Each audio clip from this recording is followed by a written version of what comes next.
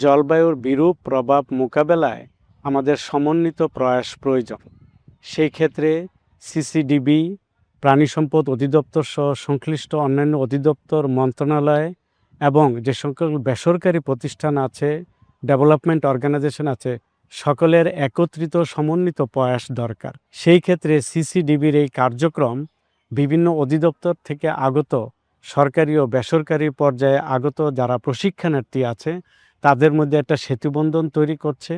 এবং নলেজ শেয়ারিংয়ের মাধ্যমে জলবায়ুর বিরূপ প্রভাব থেকে কীভাবে রক্ষা পেতে পারি এবং দেশের প্রাণী সম্পদ সহ সামগ্রিক অর্থনীতিতে সকলে মিলে আমরা যে সমন্বিত প্রয়াসের ফলে এই উৎপাদন বিভাগকে আমরা আরও সামনের দিকে এগিয়ে নিয়ে যেতে পারি, সেই লক্ষ্যে আমরা একসাথে কাজ করছি